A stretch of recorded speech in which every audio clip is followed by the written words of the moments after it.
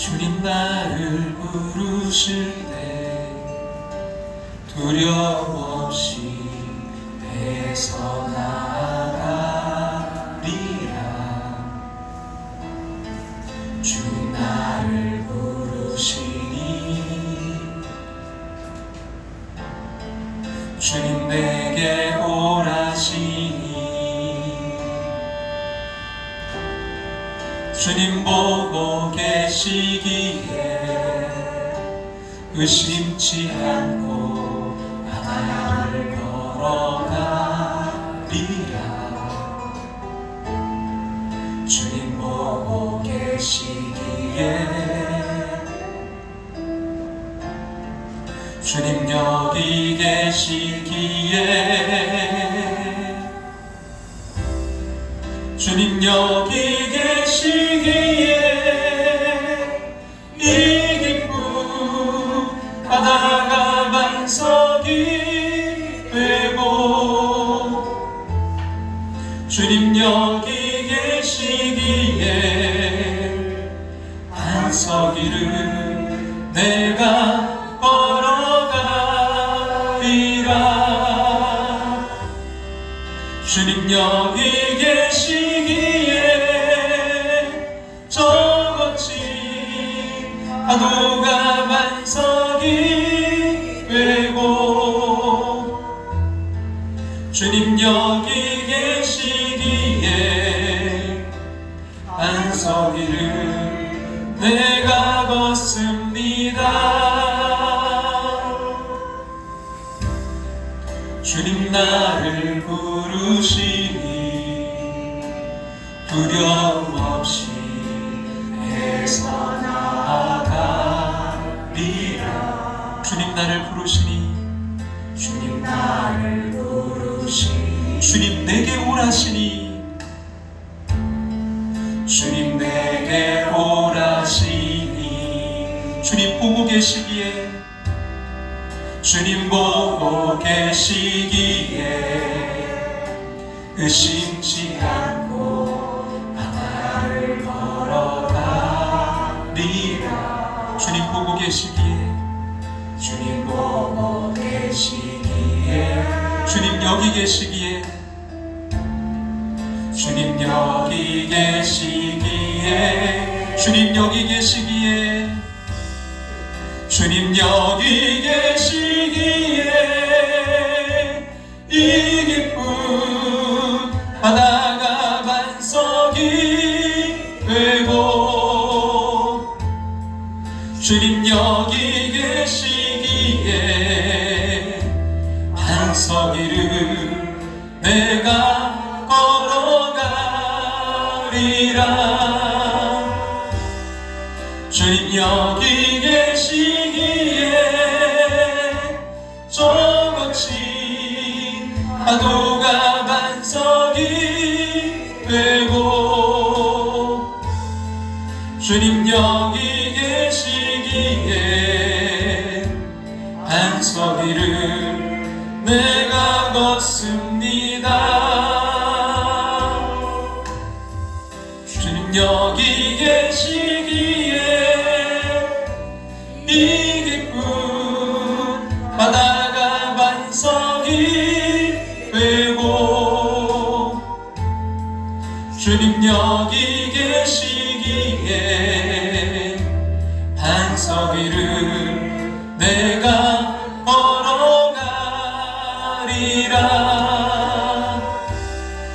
주님 여기 계시기에 저 거친 파도가 반석이 되고 주님 여기 계시기에 반석 위를 내가 걷습니다. 주님 여기 계시기에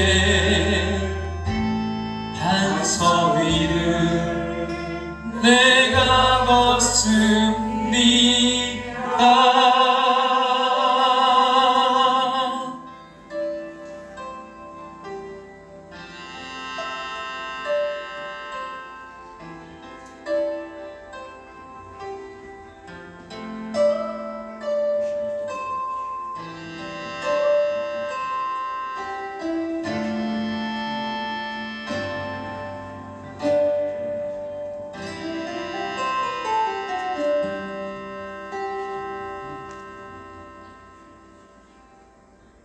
같이 조용한 기도 드리심으로 대강절 둘째 주일 예배 하나님 앞에 드리겠습니다.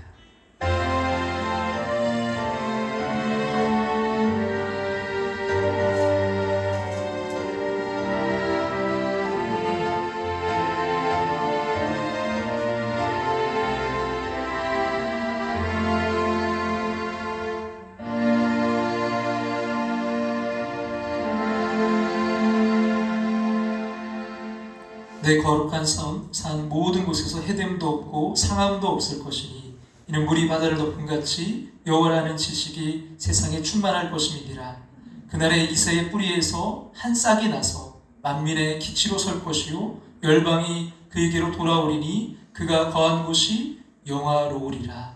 아멘. 다 같이 자리에 일어나셔서 찬송가 108장 찬송 드리겠습니다.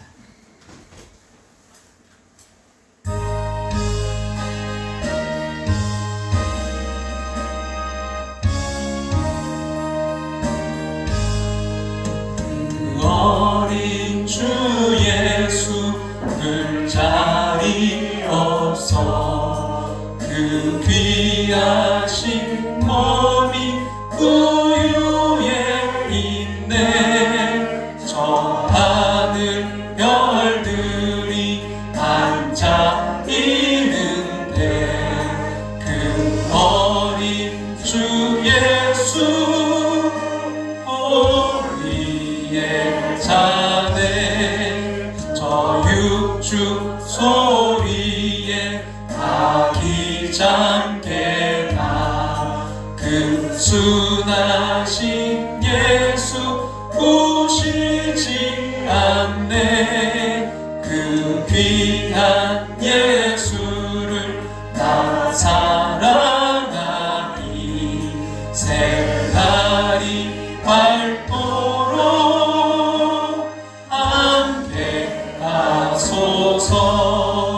주 예수 내 곁에 가까이 계셔.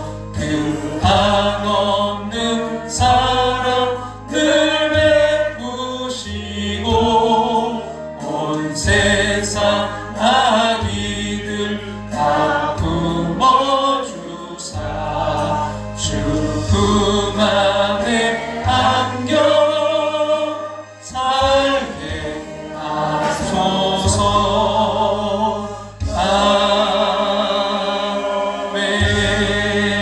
아멘. 다 같이 자리에 앉으셔서 하나님 말씀 시편 40편 1절부터 10절 말씀 구약성경 831쪽입니다. 구약성경 831쪽 시편 40편 1절부터 10절 말씀입니다. 우리 찾으셨으면 시편 40편 1절부터 10절까지 같이 한번 공부하겠습니다. 시편 40편 1절부터 10절입니다. 다 같이 읽겠습니다. 내가 여호와를 기다리고 기다렸더니 귀를 기울이사 나의 부르짖음을 들으셨도다. 나를 기가 막힐 웅덩이와 수렁에서 끌어올리시고 내 발을 반석 위에 두사 내 걸음을 견고하게 하셨도다. 새 노래 곧 우리 하나님께 올릴 찬송을 내 입에 두셨으니 많은 사람이 보고 두려워하여 여호와를 의지하리로다. 여호와를 의지하고 교만한 자와 거짓에 치우치는 자를 돌아보지 아니하는 자는 복이 있도다. 여호와 나의 하나님이여 주께서 행하신 기적이 많고 우리를 향하신 주의 생각도 많아 누구도 주와 견줄 수가 없나이다. 내가 널리 알려 말하고자 하나 너무 많아 그 수를 셀 수도 없나이다. 주께서 내 귀를 통하여 내게 들려주시기를 제사와 예물을 기뻐하지 아니하시며 번제와 속죄제를 요구하지 아니하신다 하신지라. 그때 내가 말하기를 내가 왔나이다. 나를 가르쳐 기록한 것이 두루마리 책에 있나이다.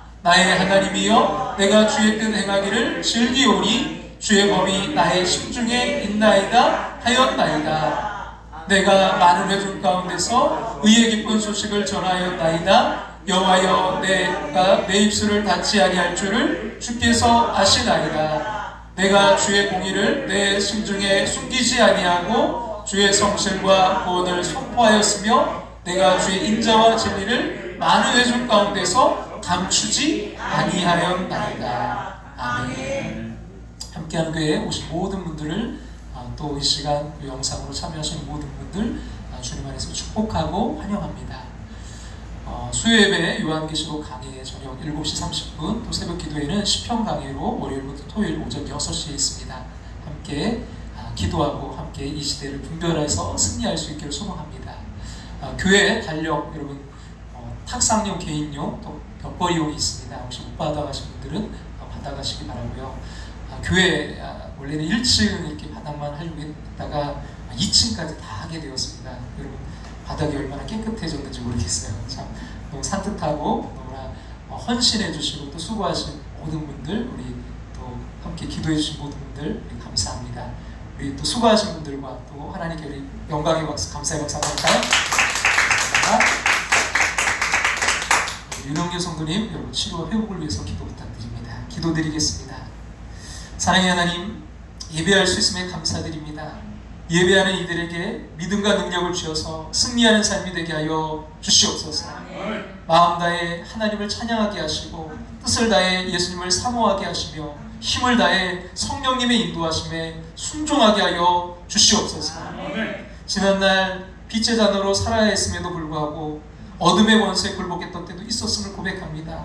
용서하시고 정결케 하시고 회복시켜 주시옵소서. 이 땅에 오신 예수님을 기다리는 강림절을 보내고 있습니다. 다시 오실 예수님을 향한 기다림과 기대를 잃지 않게 하여 주시옵소서. 이 시간 부족한 종 말씀 들고 섰습니다. 성령께서 붙들어 주시옵소서. 강하고 담대하게 권세 있게 하나님 말씀 전하게 하여 주시옵소서. 그리하여 영육간에 병든 자가 치유받고 이런저런 일로 어깨 처진 이들이 소망을 얻으며 전업본 곳을 향해 힘있게 살아갈 능력을 얻게 하여 주시옵소서. 하나님, 특별히 우리 윤홍균 성도님 하나님 함께 해주셔서 아버지 힘을 주시옵소서. 아버지 하나님 먹을 수 있는 힘을 주시옵소서. 하나님 일어날 수 있는 힘을 주시옵소서. 주님께 나올 수 있는 힘을 주시옵소서. 아버지 하나님 그 먹고 마시는 그 모든 것이 피가 되고 근육이 되고 힘이 될 수 있도록 역사해 주시옵소서. 주님 그 마음 가운데 심령 가운데 찾아가 주셔서 주님으로 위로받게 하시고 주님으로 채워지게 하시고 주님으로 회복될 수 있도록 역사해 주시옵소서. 하나님 특별히 교회를 위해 아버지 이 바닥 아버지 공사를 위해 헌신하고 수고한 손길들 하나님 복의 복을 더하여 주시옵소서. 지경을 넓혀 주시옵소서. 환난과 근심에서 벗어나게 도와 주시옵소서. 하나님의 역사하심을 체험하며 경험하며 고백하는 간증의 주인공들 될 수 있도록 인도하여 주시옵소서. 이 시간 주님 그리에서 아버지 하나님 이 예배가 오롯이 하나님께 영광이 되게 하시고 우리에게 힘이 되는 예배 될 수 있도록 역사해 주시옵소서. 다시 오실 우리 주 예수의 그때 이름으로 기도합나이다. 아멘.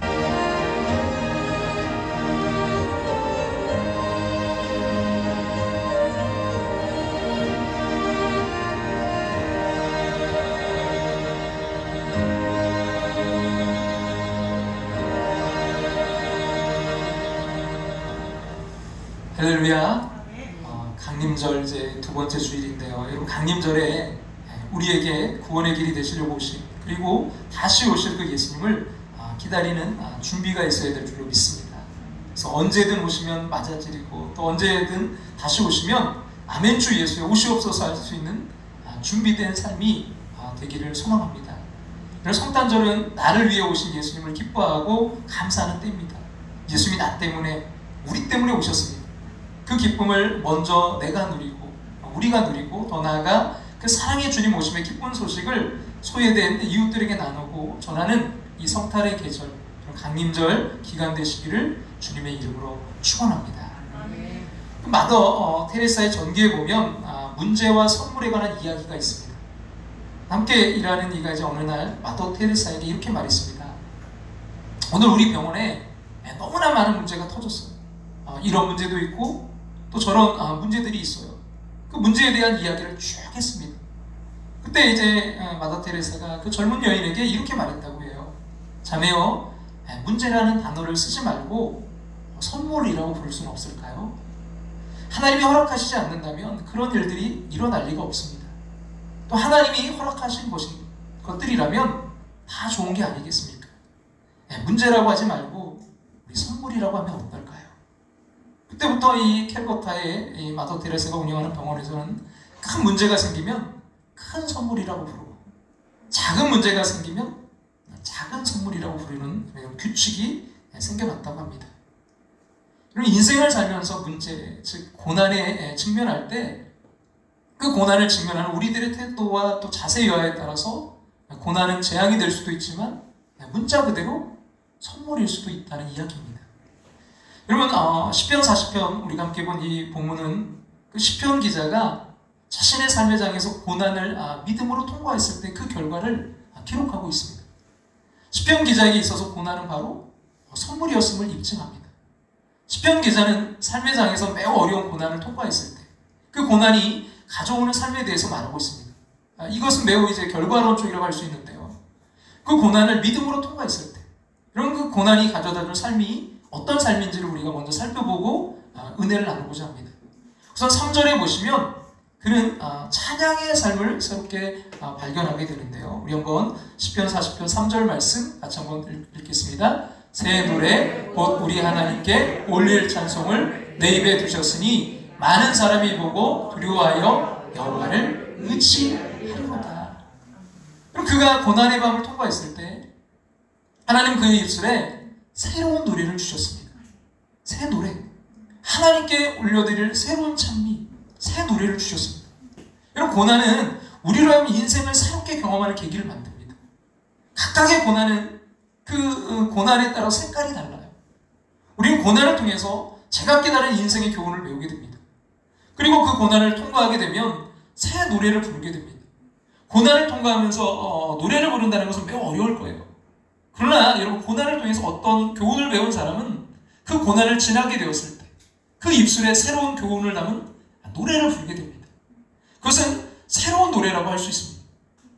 요한계시록 5장을 보면 이 세상의 환난이 다 지나가고 난 후에 하나님께서 그리스도인들로 하여금 천국에 이제 들어가게 할 때 우리로 하여금 새로운 노래를 부르게 하신다고 하셨습니다. 우리 인생의 고난을 통과하면서 하나님이 우리에게 허락하시는 새로운 노래를 배우는 것입니다. 진실로 그리스도인답게 고난을 맞이한 사람, 그리고 그 고난을 통과한 사람에게 하나님께서 반드시 찬양의 삶을 주실 줄로 믿습니다.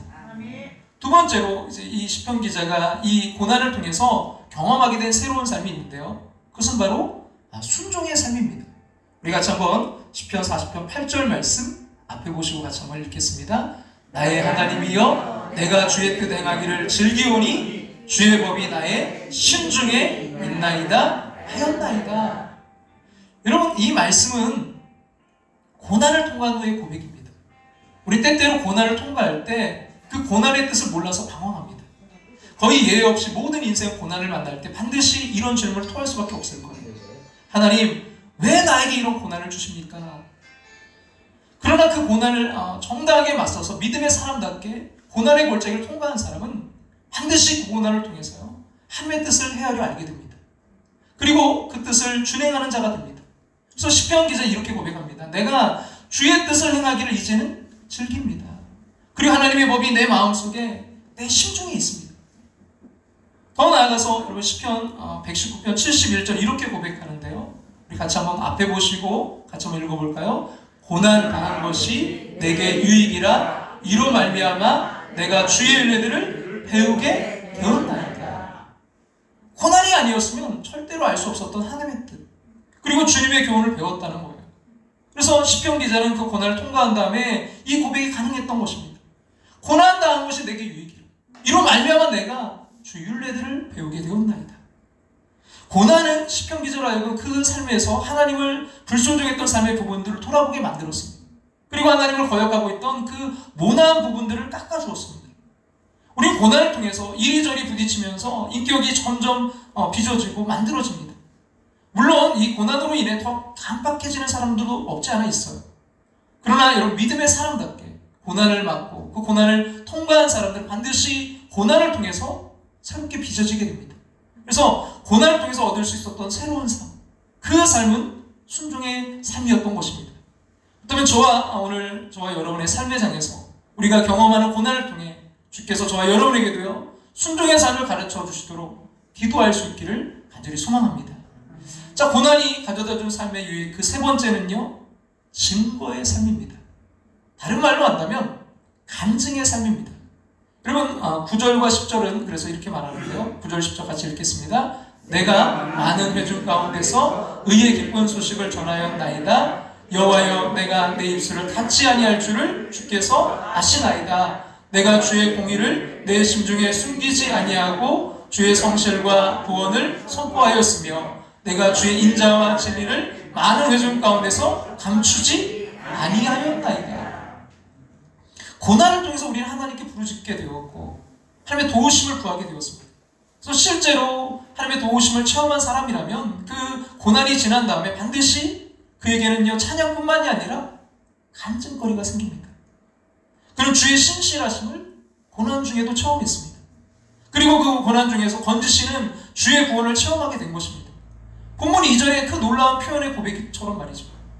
그것이 그의 체험이었어요. 입을 그래서 닫을 수가 없었어요. 그래서 그는 자기를 도우신 그 하나님의 일을 말하기 시작합니다. 9절 말씀 우리 다시 한번 읽겠습니다. 내가 많은 회중 가운데서 의의 기쁜 소식을 전하였나이다. 여호와여, 내가 내 입술을 닫지 아니할 줄을 주께서 아시나이다. 이제 더 이상 잠잠할 수가 없습니다. 이 고난 중에 내가 체험한 하나님의 은혜, 이 고난 속에서 나를 도우신 하나님의 손길, 내가 고난 속에서 경험했다는 하나님의 사랑을 인해서 이제 나는 이 입술을 닫을 수가 없습니다. 나는 더 이상 잠잠할 수가 없습니다. 그래서 내가 계속 구원을 얘기하는 겁니다.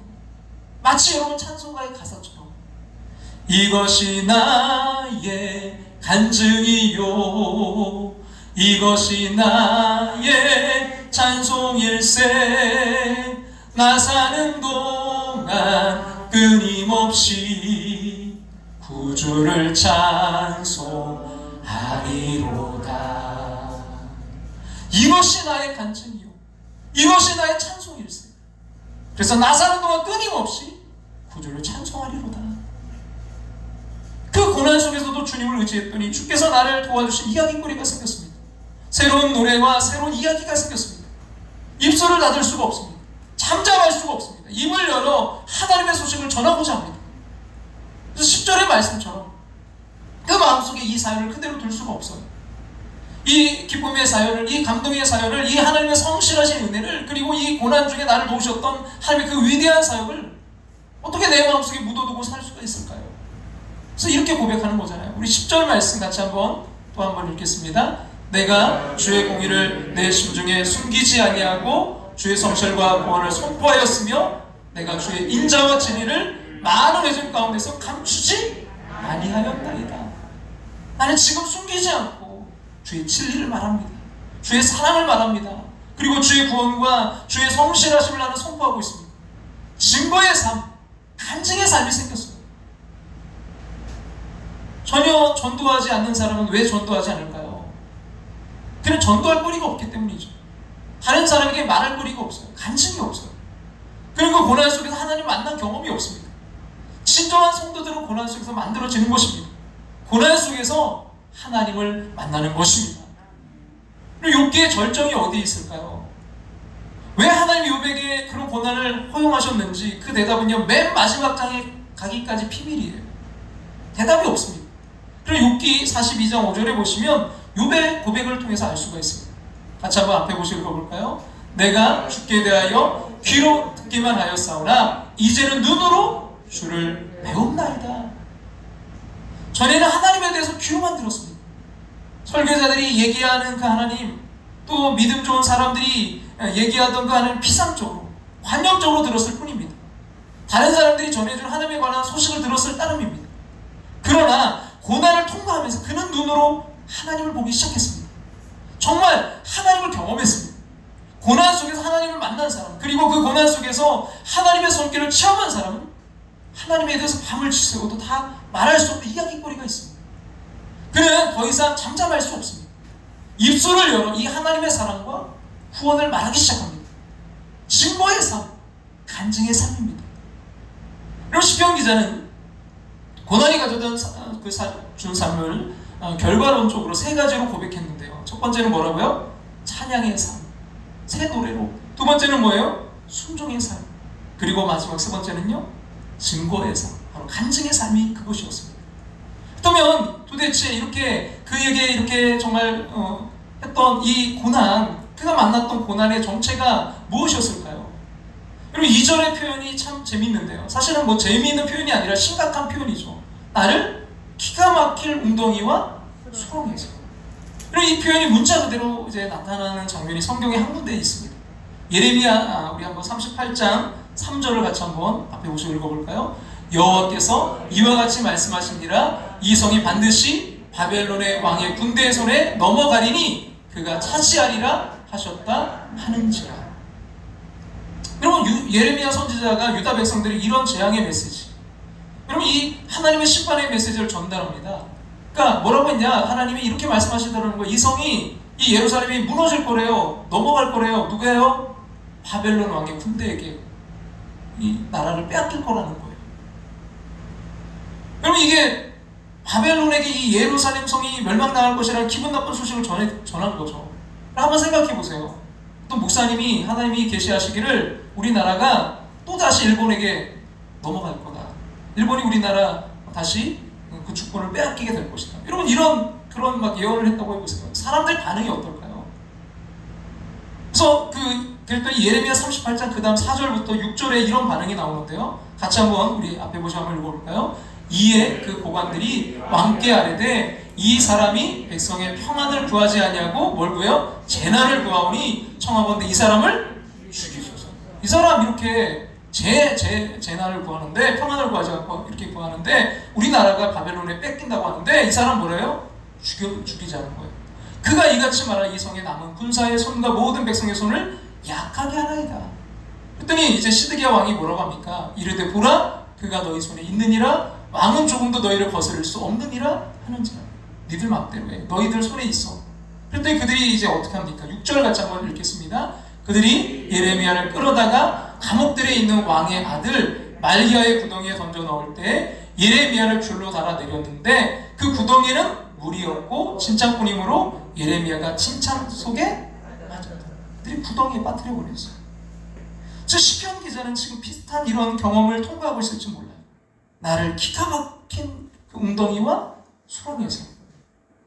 여러분 구체적으로 이 시편을 기록한 다윗은요, 자신의 삶 중에 어떤 사건을 염두에 두고 이런 고백했을까요? 뭐 학자들의 견해가 일치하지는 않습니다. 근데 이제 아마도 이 사울 왕에게 쫓겨다니던 그때를 배경으로 한 것이 아니었을까 이런 생각이 드는데요. 그럼 계속해서 사울 왕에게 쫓겨다녔고 이 사울이 마음을 이제 바꾸는가 했더니 또 사울은 조금도 변하지 않았습니다. 다윗이 사울에게 관용을 베풀어도 사울은 다윗에게 도무지 관용을 베풀지 않았습니다. 그럼 끝없이 다윗의 목숨을 추적하고 노립니다. 다윗은 이 끈질긴 추적, 이 벗어날 수 없는 환란, 이 지긋지긋한 어둠이 이것이 영원히 계속되리라고 생각할 수밖에 없었을 것입니다. 다윗은 지쳐 있었습니다. 다윗은 거의 기진맥진해하고 있었습니다. 그럼 마침내 아둘람 그 굴 속에 숨어서 피신할 생활을 하지 않으면 안 되었습니다. 아마도 이제 그런 배경 속에서 2절과 같은 이런 고백이 나왔으리라 생각이 되는데요. 여러분 이것이 다윗이 당했던 고난의 한 장면이라고 생각됩니다. 그러나 여러분 본문을 통해서 우리가 이제 생각하고 싶은 마지막으로 정말 중요한 것은 바로 이거예요. 일단 다윗이 어떻게 이 고난을, 정말 기가 막힌 웅덩이와 수렁에 지금 빠져있는 이 고난을 극복할 수 있었을까요? 이 고난을 극복한 비밀이 어디에 있었을까요? 이 고난을 넘어설 수 있었던 비밀, 이 고난을 여러분 극복했던 비밀을요 1절에서 발견할 수 있습니다. 1절이 대답입니다. 여러분 1절은 시편 40편 전체를 푸는 가장 중요한 열쇠인데요. 같이 한번 시편 40편 1절 앞에 보시면 한번 읽겠습니다. 내가 여호와를 기다렸더니 귀를 기울이사 나의 부르짖음을 들으셨도다. 내가 여호와를 뭐라고요? 기다리고 기다렸더니. 반복되는 단어가 있잖아요. 내가 여호와를 기다리고 기다렸더니. 여러분 기다림에는 두 가지 종류가 있습니다.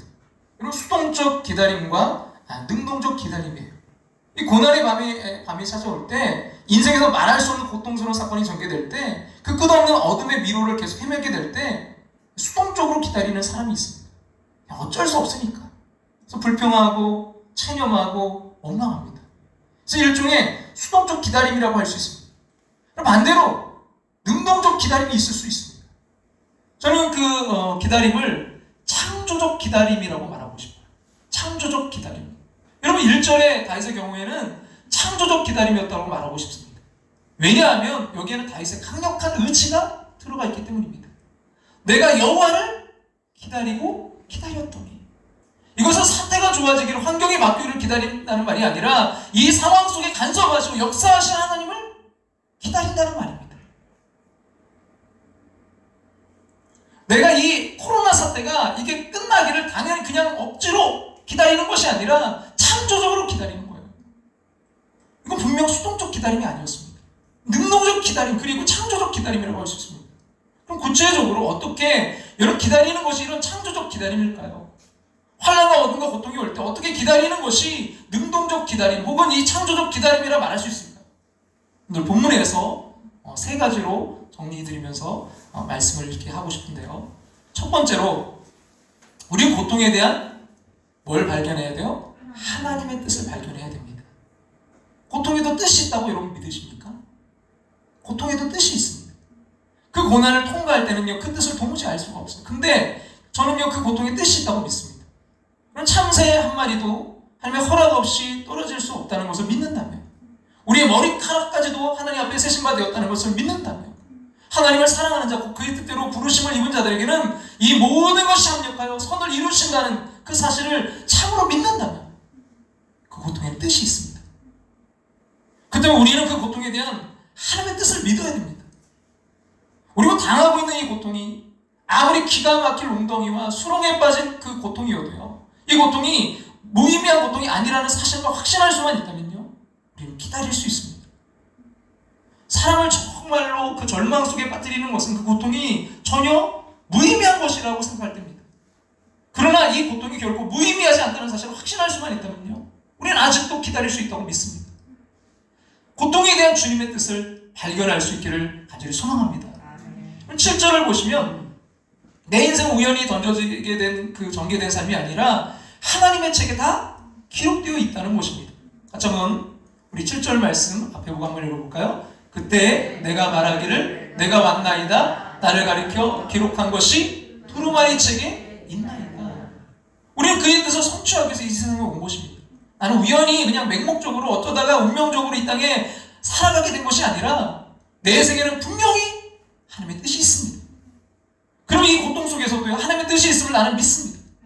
그 고통에 대한 하나님의 뜻을 확신하셔야 됩니다. 그 뜻이 무엇인지는 아직 몰라도 괜찮아요. 그러나 여러분, 이 고통은요, 결코 의미 없는 것이 아니다.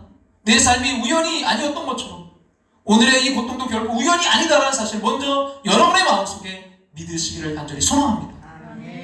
자, 여러분, 이 창조적 기다림이 되기 위해서 고통에 대한 하나님의 뜻을 발견하고, 두 번째는요, 그 고통 속에서 하나님을 의지하는 것을 배우시기 바랍니다.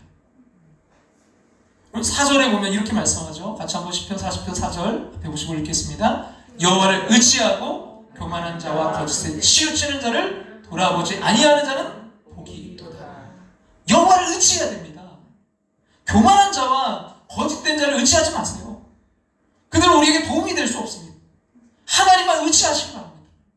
여러분, 인생을 의지하지 마십시오. 인생은 별로 도움이 될 수가 없습니다. 궁극적인 도움은 하나님에게서 오는 것입니다. 그러므로 여러분, 고통이 올 때 우리는 하나님을 의지하는 것을 배워야 됩니다.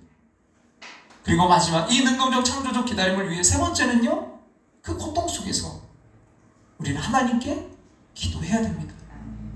다윗은 주님을 기다리면서 기도했습니다. 그 기도는 그냥 기도가 아니라 부르짖는 기도였습니다. 1절 말씀 우리 한번 다시 한번 1절 말씀 다 같이 읽겠습니다. 내가 여호와를 기다리고 기다렸더니 귀를 기울이사 나의 부르짖음을 들으셨도다. 때때로 절박한 환난은 우리의 절박한 기도를 요청합니다. 내 삶이 절박한 그런 고통 가운데 있다고 생각되십니까? 절박하게 부르짖어 기도해 보시기 바랍니다. 사람이 여러분 정말 절박해지면요, 부르짖을 수밖에 없습니다. 인생의 자리에는 이런 기도가 때때로 필요한 상황이 있을 수 있습니다. 부르짖어 기도하시기 바랍니다. 다윗은 여러분 그렇게 해서요, 이 고난을 극복합니다.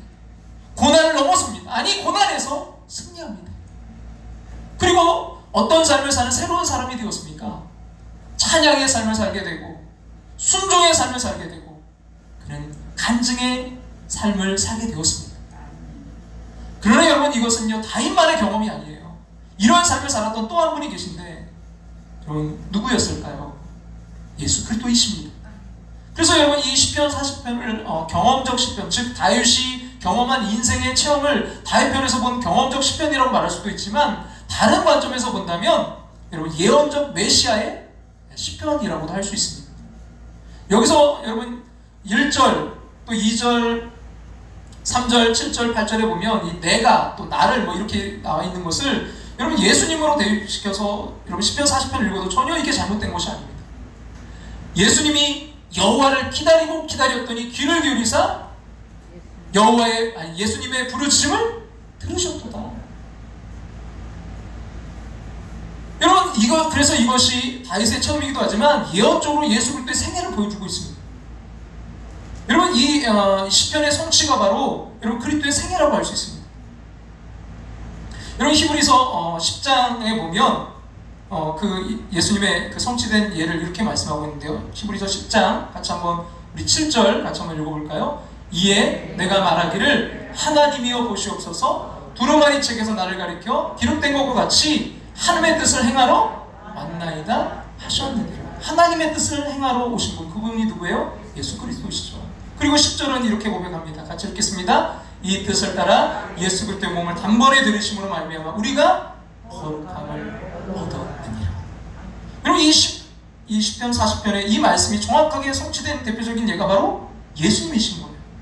그래서 이것은 다윗의 체험이기도 하지만 예언적으로 예수 그리스도의 생애를 보여주고 있습니다. 이 시편의 성취가 바로 예수 그리스도의 생애라고 할 수 있습니다. 주님은 인간을 구원하시기 위한 하나님의 뜻을 성취하시기 위해 이 땅에 오셨습니다. 그분은 하나님의 뜻을 확신했기 때문에 그분의 삶에서 어떤 고통의 바람이 불어와도 견딜 수 있었습니다. 그 고통이 무의미한 고통이 아니었기 때문이에요. 제자들이 그 곁을 떠나갑니다. 배신당하신 예수님, 겟세마네 동산에서 그 눈물이 변해 핏방울이 되기까지 기도하시던 바로 그 고난을 주님이 이길 수 있었던 비밀이 어디 있었을까요? 그럼 마가복음 14장 36절에 이렇게 말씀하는데요. 같이 한번 읽겠습니다. 이르시되 아빠 아버지여, 아버지께는 모든 것이 가능하오니 이 잔을 내게서 옮기시옵소서. 그러나 나의 원대로 하옵시고 아버지의 원대로 하옵소서. 나의 원대로 하옵시고 아버지의 원대로 하옵소서. 예수의 고난을 이길 수 있었던 비밀은요, 나의 뜻이 아니라 하나님의 뜻, 내 원이 아니라 하나님의 원대로 되는 것, 그것에 대한 확신이 있었기 때문입니다. 예수는 자신이 하나님의 뜻을 이루기 위해 이 땅에 오셨다는 사실을 알고 계셨습니다. 그래서 그분은요, 인생을 의지하지 않으시고요, 그 아버지 하나님을 의지하셨습니다. 그리고 그분도 기도하셨습니다. 그 고난의 밤에도 기도하셨어요. 얼마나 기도하셨을까요? 어떻게 기도하셨을까요? 어떻게 그분은 부르짖어 기도하셨습니까? 히브리서 5장 7절부터 9절을 보면 알 수 있는데요. 같이 한번 읽겠습니다. 그는 육체에 계실 때 자기를 죽음에서 능히 구원하실 이기에 심한 통곡과 눈물로 간구와 손을 올렸고 그의 경건하심으로 말미암아 들으심을 얻었느니라. 그가 아들이시면서도 받으신 고난으로 순종함을 배워서 온전하게 되셨은즉 자기에게 순종하는 모든 자에게 영원한 구원의 근원이 되시고, 그분은 하나님의 아들이셨지만 그분이 받으셔야 했던 고난이 있었습니다. 그리고 그 고난을 통해서 주님은 온전하게 되셨습니다. 아버지 하나님께 진정으로 순종하는 분이 되셨습니다. 그리고 그는요, 하나님의 뜻을 성취하셨습니다. 그러나 여러분, 이 고난이 정말 아프고 괴롭고 고통스러운 것은 사실입니다. 그래서 그는 그 고통의 한밤중에 자신을 구출하고 도울 수 있는 전능하신 하나님 앞에 심한 통곡과 눈물로 간구와 손을 올리셨습니다. 여러분, 고난의 밤이 올 때 우리의 할 일은요, 기다리는 것입니다. 하나님을 기다려야 됩니다. 어떻게 기다려야 될까요? 그 기다림 구체적으로 어떻게 기다리는 것을 말하는 걸까요? 첫 번째로요, 그 고통에 대한 하나님의 뜻을 확신하십시오. 여러분, 이 고통이 무의미한 고통이 아닌 것을 믿으시기 바랍니다. 그리고 두 번째로, 그 고통의 밤에 하나님을 의지하는 것을 배우시기 바랍니다. 그리고 무엇보다 여러분, 눈물로 부르짖어 기도하시기 바랍니다. 결국 포기하지 마세요. 조금만 더 기다리시기 바랍니다. 포기에게는 아직도 이릅니다. 여러분, 인터넷에서 보니까 어느 목사님 미국에 있을 때 이제 성공 세미나에 참석했던 글을 올린 것을 보았는데 그 내용이 참 인상적이어서 좀 같이 나누고자 합니다. 미국에 있을 때 성공 세미나에 참석한 적이 있습니다. 그때 강사가 성공한 사람들의 예를 들면서 이렇게 말했습니다. 여러분, 발명한 에디슨을 생각해 보세요. 얼마나 실패를 많이 했습니까? 그러나 그가 포기했을까요? 수강생들은 포기하지 않았습니다 라고 합니다. 비행기를 처음 만든 라이트 형제도 실험에 많은 실패를 했습니다. 그러나 라이트 형제가 포기했습니까? 사람들은 포기하지 않았습니다 라고 했습니다. 처음으로 비행기를 타고 대서양을 횡단했던 찰스 린드버그도 얼마나 많은 실패를 거듭했는지 모릅니다. 그러나 그가 실패했을까요? 그가 포기했을까요? 포기하지 않았습니다. 그러고 나서 강사가 또 이렇게 말합니다. 맥키스트가 포기했을까요? 그러자 대부분의 사람들은 가만히 있었고 몇 명만이 포기하지 않았습니다 라고 외쳤습니다. 사람들은 이 맥키스트가 누군지 몰랐던 거예요.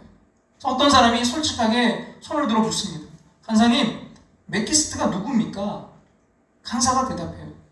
맥키스트는 포기한 사람입니다. 이런 말도 있잖아요. 포기는 배추 셀 때만 쓰는 것이다. 한 포기, 두 포기, 배추김치, 배추 셀 때. 영국의 처칠 수상, 그가 참 말을 더듬어서 어떻게 보면 연설이 참 하기 어려운 그런 환경 가운데서도 그 명연설을 했잖아요. 그것도 특별히 그 전쟁 가운데서 옥스퍼드 대학에 축사로 했던 말, never, never, never, never give up. 절대, 절대, 절대, 절대 포기하지 마라. 역사는요, 포기한 사람을 기억하지 않아요. 아무도 모릅니다. 역사는 포기하지 않는 사람만 기억합니다. 그만이 살아남습니다. 그만이 쓰임받습니다. 결국 포기하지 않는 사람만이 아름다운 역사를 성취하는 것입니다. 성경에서 가장 비극적인 구절 중에 하나가 여러분 디모데후서 4장 10절이에요.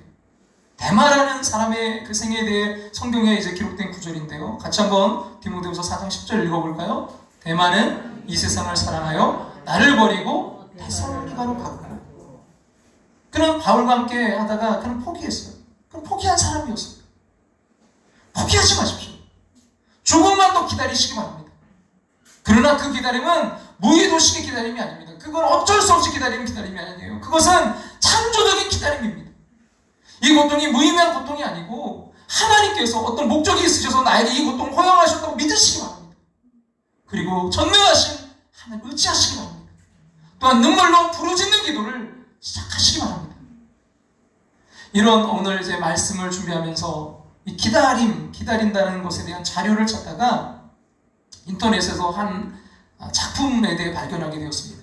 이게 책으로도 또 연극으로도 아주 유명한 그런 작품인데요. 고도를 기다리며라는 작품입니다. 이제 인터넷에 소개된 가운데 그 일부를 제가 그대로 한번 읽어드릴게요. 고도를 기다리며는 베케트의 대표적인 부조리극으로 베케트는 이 작품을 희비극이라고 부른다. 그래서 이 부조리극 이게 뭔가 이제 좀 봤더니 이 연극이 결론이 없어요.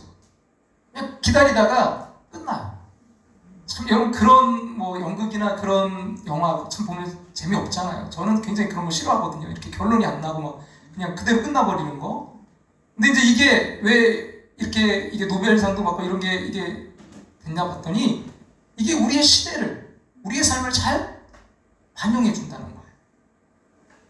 그러면서 거기서 이렇게 이야기합니다. 시사포스의 신화에서 시사포스가 신의 형벌을 받아 평생 바위를 산 정상을 향해 밀어 올리는 것처럼. 여러분 그 신화에 보면 그 이제 형벌을 받아서 이제 하는데 큰 돌을 그 밑에서 막 굴러 올라가요. 그러면 정상에 딱 도착하면 끝나는 게 아니라 다시 돌이 다시 굴러내려요. 그럼 또 뭐예요? 다시 굴러 올리고 이걸 계속 반복하는 거죠. 그것처럼 이 두 불황자 블라디미르와 에스라 공은 50년 동안이나 오지도 않는 고도를 계속 기다리고 있다. 이 고도를 기다리며 고도가 오지도 않아요. 근데 그걸 기다리는 거예요. 50년 동안이나. 그래서 이 고도가 저는 어떤 높은 어떤 그런 건 줄 알았어요. 그랬더니 이게 사람 이름이에요. 사람을 기다린 거예요. 이를 통해 베케트는 인간의 삶을 단순한 기다림으로 정의를 내리고 이런 기다림 속에서 인간 존재의 부조리성을 보여준다. 고도를 기다리면 베케트가 2차 대전 당시에 겪은 피신 생활의 경험이 밑바탕이 된 것으로 그가 남프랑스의 보클루주에서 숨어 살면서 전쟁이 끝나기를 기다리던 자신의 상황을 인간의 삶 속에 내재된 보편적인 기다림으로 작품화한 것이다. 작품에서 이 고도라는 인물은 끝내 등장하지 않고 단지 소년 전령을 통해서 오늘은 못 오고 내일은 꼭 온다는 정갈만 보낼 뿐이다. 고도가 무엇을 의미하는지는 정확히 밝혀지지 않았으며 베케트조차 고도가 누구며 무엇을 의미하냐는 질문에 내가 그걸 알았더라면 작품 속에 썼을 것이라고 대답했던 이 이야기가 유명한 일화로 남아있다. 따라서 고도가 무엇을 의미하는지는 관객들 사이에 끊이지 않는 의문으로 남아있으며 다양한 대답들이 제시된다. 그럼 세상의 기다림은요, 막연한 부조리성입니다. 확실한 게 없어요.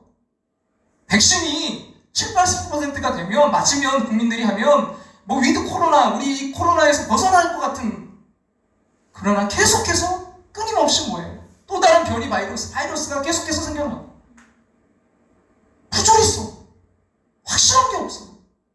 그래서 허무주의, 염세주의, 어차피 기다려도 안 오니까 쾌락주의, 한탕주의에 빠지게 됩니다. 그러나 여러분, 우리의 기다림은 달라요. 강림절 우리의 기다림은 확실한 것입니다. 명확한 것입니다. 포기하지 마십시오. 조금만 더 기다리시기 바랍니다. 그 기다림은 무의도식의 어쩔 수 없는 수동적인 기다림이 아닙니다. 그래서 능동적, 창조적인 기다림입니다.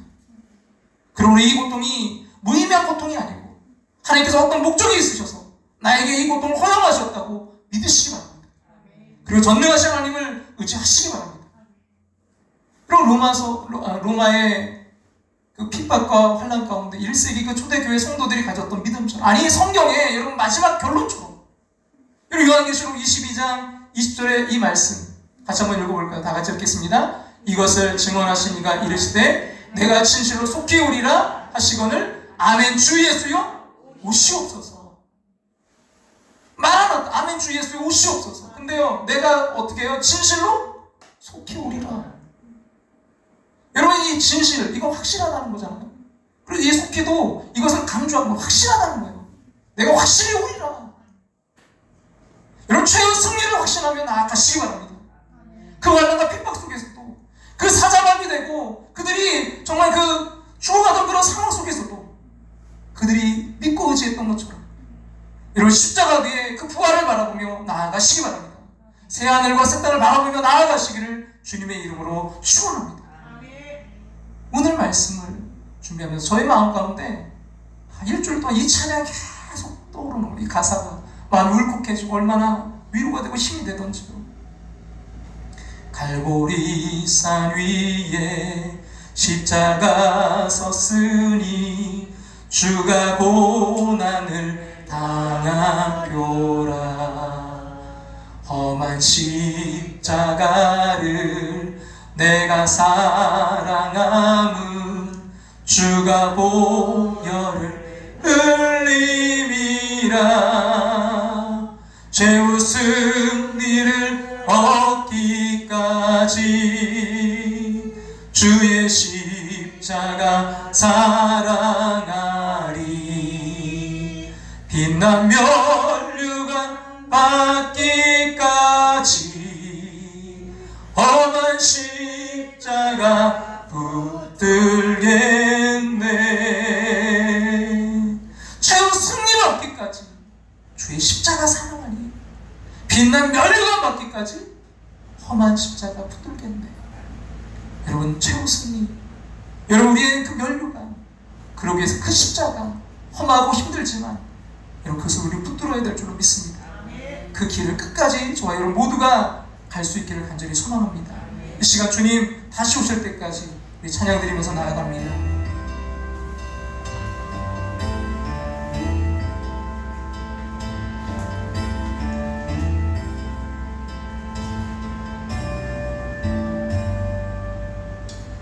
주님 다시 오실 때까지 나는 이 길을 가리라. 좁은 길 나의 십자가 지고 나의 십자가 지고. 그러나 창조적 기다림, 나의 가는 이 길 끝에서 나의 가는 이 길, 나는 주님을 보리라. 나는 주님을 보리라. 어떤 주님입니까? 영광의 내 주님, 내 주님, 나를 맞아주시니. 주님 다시 오실 때까지 나는 일어나 달려가리라. 나는 일어나 달려가리라. 주의 영광 온 땅 덮을 때 나는 일어나 노래하리. 내 사모하는 주님, 내 사모하는 주님, 온 세상 구주시라. 내 사모하는 주님, 영광의 왕이시라.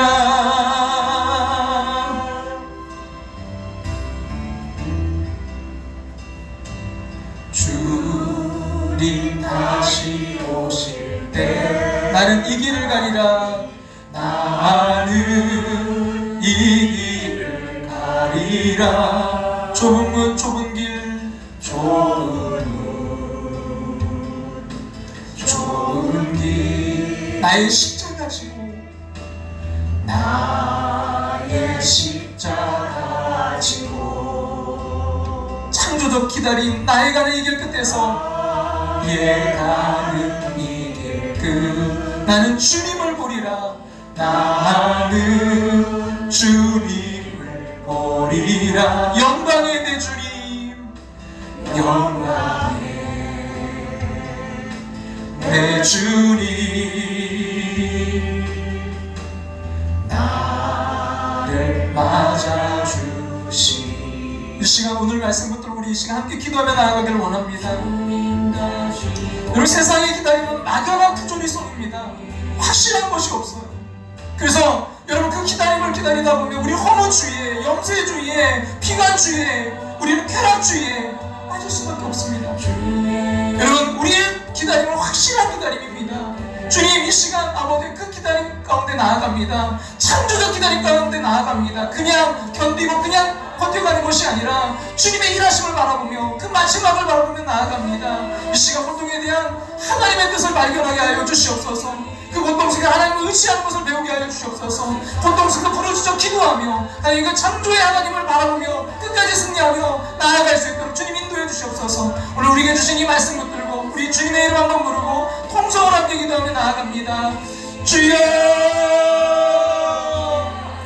아버지 하나님, 주님, 아버지 이 세대를 바라보고 우리의 환경과 우리 주변을 바라볼 때 아버지 하나님, 너무나 아버지 하나님 부조리한 아버지 그 부조리 속에 우리는 아버지는 망연자실하고 아버지 우리는 아버지는 정말 주님 찾고찾기하고 염세주의에, 허무주의에, 아버지 하나님 또한 아버지 쾌락주의에, 한탕주의에 빠지게 되는 안타까운 모습들을 바라보게 됩니다.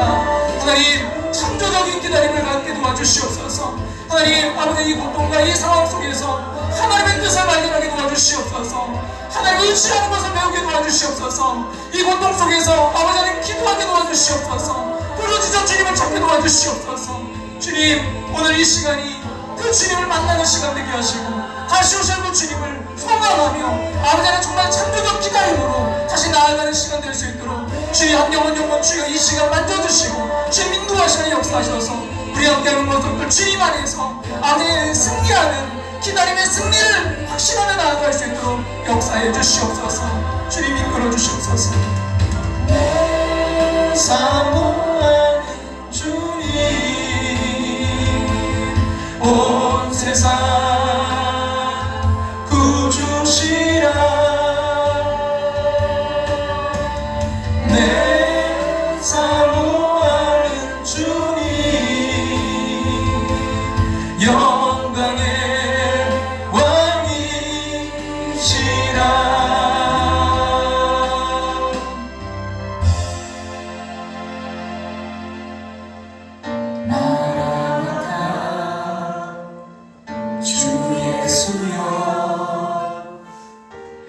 어서 오시옵소서. 땅의 모든 끝 모든 족속 주를 찬송하게 하소서. 마라나타 마라나타 주 예수여 어서 오시옵소서. 어서 오시옵소서. 모든 열방이 주께 돌아와 춤추며 경배하게 하소서. 창조적 기다림 우리 주님 다시 오실 길을 만들자. 십자가를 들고 땅끝까지 우린 가리라. 우린 가리라. 우리 주님 하늘 영광 온 땅 덮을 때 우린 땅 끝에서 주를 맞으리. 마라나타 마라나타 마라나타. 아멘. 주 예수여 오시옵소서. 마라나타 마라나타 마라나타. 아멘. 주 예수여 오시옵소서. 마라나타 주 예수여 어서 오시옵소서. 어서 오시옵소서. 제자의 왕신 기다림의 승리. 땅의 모든 끝 모든 족속 주를 찬송하게 하소서. 주를 찬송하게 하소서. 마라나타 주 예수여. 마라나타 주 예수여 어서 오시옵소서. 모든 열방이 주께 돌아와 주께 돌아와 춤추며 경배하게 하소서. 며 경배하게 하소서. 우리 다같이 일어나서 우리 찬양 드릴까요? 우리 주님 다시 오실 길을 만들자. 창조적 기다림 을 들고 땅 끝까지 우리 가리라. 우리 주님 하늘 영광 온 땅 덮 우리 땅 끝에서 주를 맞으리. 땅 끝에서 주를 맞으리. 마라나타 마라나타 마라나타 마라나타. 아멘. 주 예수여 오시옵소서. 아멘. 주 예수여 오시옵소서. 마라나타 마라나타 마라나타. 아멘. 주 예수여 오시옵소서. 우리 주님 다시 오실 길을 만들자. 주님 다시 오실 길을 만들자. 십자가를 들고 땅 끝까지 우리 가리라. 우리 주님 하늘 영광 온 땅 덮을 때 우리 땅 끝에서 주를 맞으리. 마라나타 마라나타. 아멘. 주 예수여 오시옵소서. 마라나타 마라나타. 아멘. 주 예수여 오시옵소서.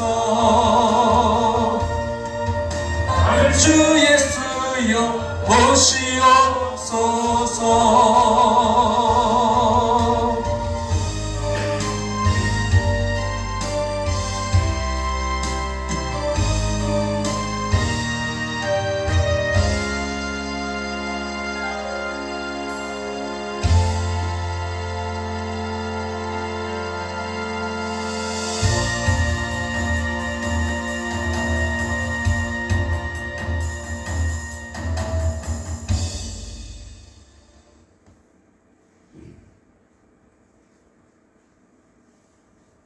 아버지 하나님, 세상의 그 막연한 그 기다림, 부조리성 때문에 포기하고 싶은 유혹이 너무나도 많았습니다.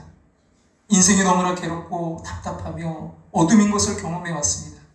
그러나 내가 의미 없이 이 세상에 던져지거나 태어난 존재가 아님을 우리의 삶에는 하나님의 그 계획과 목적이 있는 것을 믿습니다. 이 시간 전능하신 하나님을 바라보게 도와 주시옵소서. 하나님을 신뢰하게 도와 주시옵소서. 그리고 기도할 수 있는 자가 될 수 있도록 도와 주시옵소서. 불평 대신에 내 입술을 열어 기도하게 도와 주시옵소서. 원망 대신에 무릎 꿇어 기도하게 도와 주시옵소서. 지금의 절망을 앞으로의 소망으로 바꾸어 주시옵소서. 우리를 도우실, 다시 오실 전능하신 하나님을 신뢰합니다. 이 시간 우리의 가슴 아리와 무거운 고통과 원망과 불평은 나사 예수 그리스도의 이름으로 떠나갈지어다. 떠나갈지어다. 떠나갈지어다. 주여, 위로부터 거룩한 성령으로 임하시사 우리 마음속에 새로운 노래, 새로운 비전, 용기, 무엇보다 힘을 주시옵소서. 일어나 찬양하며 내일을 향해 걸어가게 도와 주시옵소서. 무엇보다 기다림의 승리를 확신하며 끝까지 나아가게 도와 주시옵소서.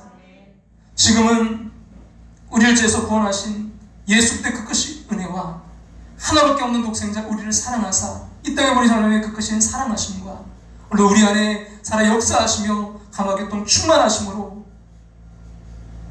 그 승리의, 기다림의 승리의 확신을 가지고 나아가는 당신의 사랑하는 백성들과 가정과 삶의 터전 위에, 사랑하는 조국 대한민국 위에 이제부터 영원토록 함께 하시기를 축원하옵나이다. 아멘.